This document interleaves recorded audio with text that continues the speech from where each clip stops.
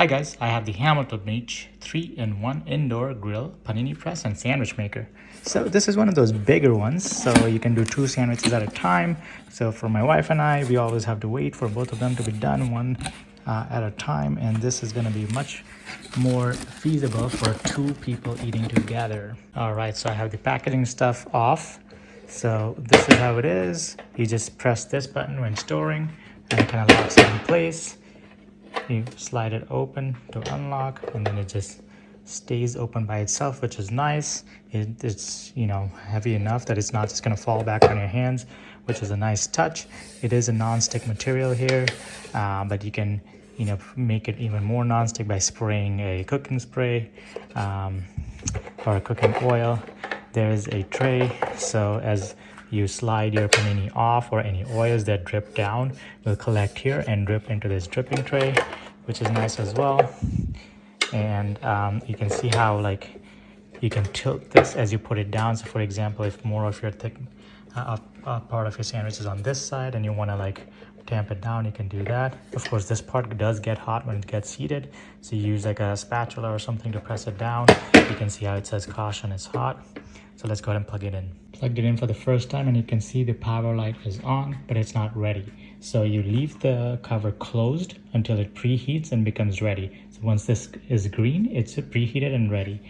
At that point, this handle will be warm as well. Not hot, but warm. So be careful. Use the oven mitt if you need to. And once it's preheated and this light is green, you're ready to cook. So we're gonna make some sandwiches. All right, it's preheated and ready to go. When it turns green, it does make a little tuck sound. And you can see some steam coming off. This preheating process will also sterilize your cooking surface.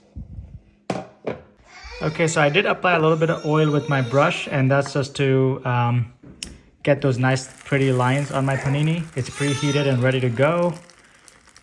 I'm gonna put our 2 paninis in here. These are pesto paninis. I'm gonna close it. I'm gonna let it do its thing. You can press it down using the handle. You can see how it's nice and flat as it sits on there. I'm gonna apply some pressure with this and let it melt everything in there. You can see as I'm pressing, it's creating those lines, and if you have oil in there, it's gonna make nice straight lines on there. I'll show you. And you don't have to put oil on there, but I just prefer doing it that way. I'm gonna let it sit in there for a while it cooks. Okay, so that ready light goes away as it's cooking, and it's come back on. That means it's done. And you can see how much it's squeezed the paninis already. You can see the nice lines. The cheese seems to have melted inside.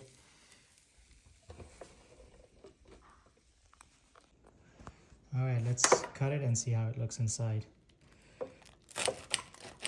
See, nice and crispy. This is sourdough bread, by the way, if you're curious. As you can see, the cheese is perfectly melted and looks great. Thanks for watching. I hope you found this helpful. I'll see you in the next one.